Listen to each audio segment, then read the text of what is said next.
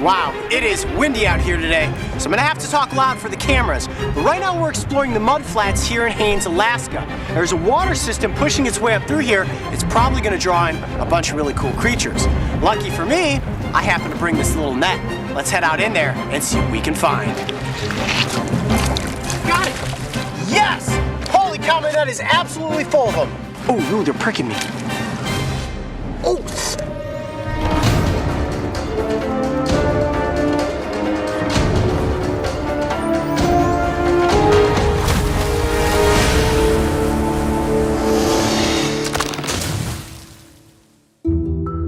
It doesn't matter where in the world you travel. As long as you can find a place where the ocean meets the shoreline, there are tide pools to be explored and creatures waiting to be found. Even as far north as Haines, Alaska. We're on a mudflat right now. The tide is low. Maybe a good chance to find some creatures. There's a bunch of little flies and bugs moving around. Maybe some crabs, could be some maroon fish. Let's head up this way and see what we can find. I don't know what lives in these tide pools, so I'm just gonna kind of feel around raccoon style and see if I can scoop anything up. Oh, look at that. Whoa. Wow. I don't know what those are. Yeah, they might be little like sand fleas or something. All right, let's check out this kelp bed. I would love to find some sort of little crab in here. Or maybe some fish. Hopefully they don't bite. What we are looking at here are kelp isopods. And yeah, they do bite. Ugh, it absolutely stinks. Like somewhere between the ocean and sewage. Gross. All right, let's keep going. Check this out. I just flipped over this rock. Look at this huge green worm-like creature. Is that a nereid worm? Yeah, it is a nereid worm. Let me get it in some water and rinse it off. That's a big one. Wow, that is a big one. Here, back up a little bit. Let me rinse it off. Whoa, it's all green and look at that, look at that. Wow. Crazy. Hold on, I'm gonna pick it back up in my hand. All right. Oh, it's slimy. Got it. Wow. That's a nereid worm right there. It's like the caterpillar of the ocean. I've never seen one of these up in this area. We flipped over many rocks and this is the first one that we've seen. That is wicked looking. They can swim, right? They can swim. They can also bite. I'm not sure which species, but look at how iridescent this creature is.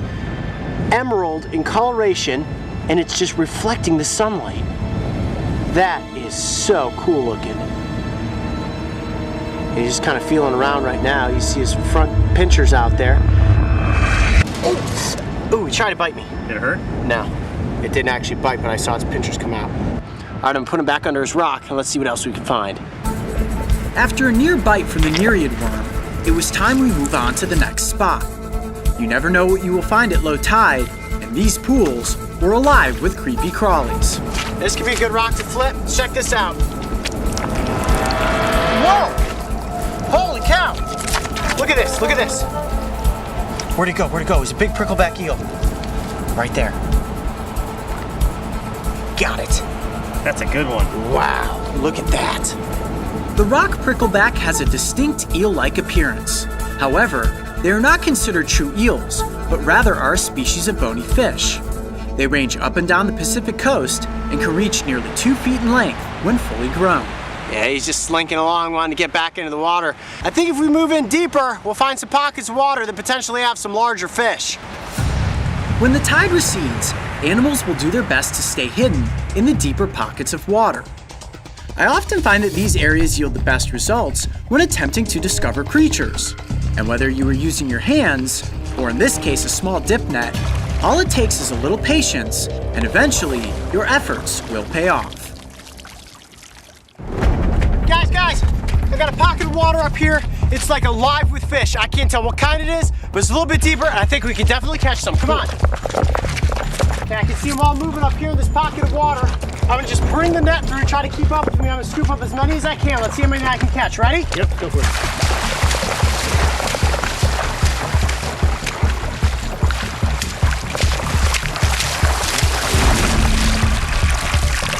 Oh Oh yeah, I got a ton of them. Check this out. Yes! Holy cow, my net is absolutely full of them. Let me get all these weeds out. Wow. And they look like some type of little goby species. Oh, ooh, they're pricking me. Look at that. My net is full of fish.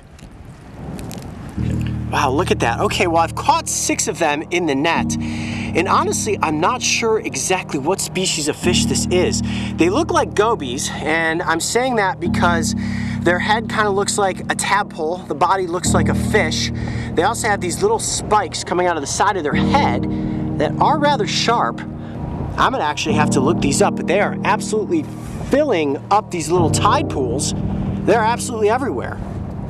And I could just see them skidding across the surface. Because the water is shallow, I was able to just skim the net across and scoop up, what do I have there? 1, 2, 3, 4, 5, 6 of them right now. Wow. As it turns out, this is actually a species known as the Pacific staghorn sculpin, which gets its name from the spines on the side of its head, which resemble the antlers of a stag. And while I was excited to come across this fish, they are incredibly common in coastal lagoons. Let's take a moment to look at just a single one of these fish because they're so unique looking. Now, if I was a predator and I were to come in and try to eat this fish, I imagine those hooks would get stuck in my throat, could potentially choke me and kill me. And their eyes are really beautiful. Almost looks like a rainbow design in the pupil, and he keeps puffing up his head. Now, if this is a species of goby, most gobies are able to breathe air out of the water. Believe it or not, like a goby, the sculpin is also capable of breathing air. As one cool looking little ocean creature. And that's one of the coolest things about exploring tide pools. You never know what it is that you're gonna come across. I'm Coyote Peterson. Be brave, stay wild. We'll see you on the next adventure. If you thought this adventure at low tide was exciting, make sure to go back and watch as we found and got up close with a giant black sea hare. And don't forget, subscribe so you can join me and the crew on our next big adventure. I can feel him gripping onto my arm. I mean, I can feel him actually like wrapping around me. And I can feel his little tongue under there. Can't bite, right? No, these guys are vegetarians. They mostly eat algae and kelp.